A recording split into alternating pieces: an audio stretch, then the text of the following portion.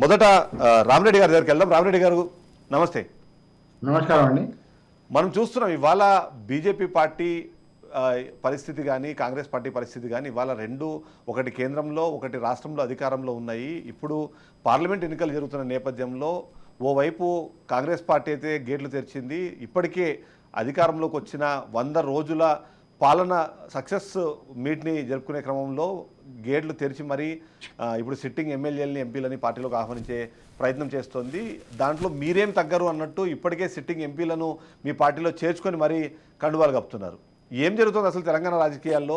ఎందుకు BRS party నుంచి నాయకులను ఆహ్వానించి మరీ మీరు సీట్లు ఇస్తున్నారు? ఒకటండి, రాజకీయ పార్టీ భారతీయ జనతా పార్టీ కూడా రాజకీయ పార్టీ. గెలుపు పార్లమెంట్ ఎలక్షన్స్, ఇది అసెంబ్లీ ఎలక్షన్స్ కాదు. ఈరోజు పార్లమెంట్ ఎలక్షన్స్లో మాకు కూడా కొన్ని సర్వేలు చేసి ఎవరు బలమైన అభ్యర్థులు ఉండాలి, మా యొక్క మోడీ గారు 400 పార్ అని చెప్పారు. ఆ 400 పార్ కావాల్సిన విధంగా ఇది చేస్తున్నాం. అయిన తర్వాత భారతీయ జనతా పార్టీలో ఇప్పుడు ఇంతకుముందు రఘునందన్ రావు ఉన్నా, ఈటల రాజేంద్ర గారు ఉన్నా, వచ్చిన వాళ్ళు ఎవరు కూడా ఇంట్లో పదవిలోకి ఉండి పోయేటోళ్ళు ఎవరు లేరు.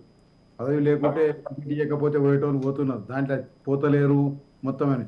కానీ ఒరిజినల్గా ఉన్న భారతీయ జనతా పార్టీ మొదటి నుంచి ఉన్న వాళ్ళు ఎవరు పోయేవారు. అయిన తర్వాత ఈరోజు కాంగ్రెస్ పార్టీ ఏదైతే బీఆర్ఎస్ పార్టీ చేసినటువంటి తప్పులనే మళ్ళీ కాంగ్రెస్ పార్టీ చేసింది. ఎందుకంటే దానం నాగేందర్ గారు ఆయన అన్ని పార్టీలు తిరిగి వచ్చారు, ఏ పార్టీని వదలలేదు.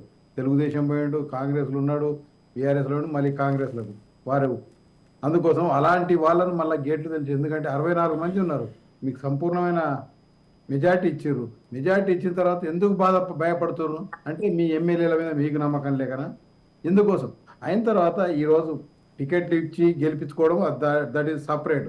కానీ అధికారం వల్ల ఉండే వాళ్ళను 100% జాయిన్ చేసుకోరు. మేము తప్పని కూడా అంటలేము. జాయిన్ చేసుకుంటే రెసిగ్నేషన్ చెప్పించి జాయిన్ చేసుకుంటే అదొక విలువ ఉంటుంది. భారతీయ జనతా పార్టీ చేయలేదా అంటే 100% కర్ణాటకలో రాజీనామా చేపించి చేసుకున్నాము. అయిన తర్వాత ఏదైతే గోవాలో ఉందో గోవాలో వాళ్ళు క్లెయిమ్ చేయకపోతే మేము క్లెయిమ్ చేసినాం. ఇక్కడ కూడా మధ్యప్రదేశ్లో కూడా రిజైన్ చేపించి ఎలక్ట్ చేసినాం, గెలిపించుకున్నాం. అందుకోసం రాజకీయాలలో అండ్లనే ఉండాలి అని ప్రజా తీర్పు కోరాలి. ఆయన గెలిచింది సైకిల్ మీద, అదే మన కారు గుర్తు మీద గెలిచినప్పుడు కారు గుర్తు రాజీనామా చేసి ఎలక్షన్లో చేయి గుర్తుతో గెలవాలి, గెలవమని చెప్పండి. గెలిస్తే తప్పులేదు. రాజీనామా చేయక ఆయన చేయలేదా మేము చేసినాం అంటే ఆయన చేసిన దానికి అనుభవిస్తున్నాడు. ఆయన చేసిందని అదే తప్పులు మీరు చేయవలసిన అవసరం లేదు.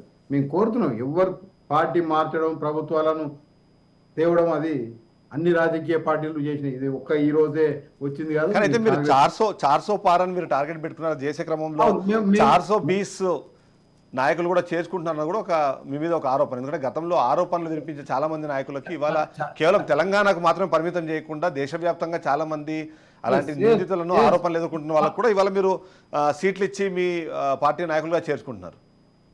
మేము చెప్తున్నాం, ఎలక్షన్స్లో ప్రజలు వాళ్ళు 420 అయితే మేము చేసుకున్న ప్రజలు తిరస్కరిస్తారు.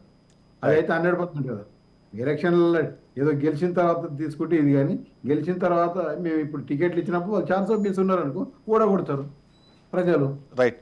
అయితే సిద్ధాంతపరంగా ఉన్న పార్టీ కాబట్టి కొన్ని క్వశ్చన్స్ అయితే మీ దగ్గర మళ్ళీ వస్తాను నేను. సిద్ధాంతపరంగా ఉన్నందుకే మేము రాజీనామా చేసి తీసుకున్నాం. ఎక్కడ తీసుకున్నాం?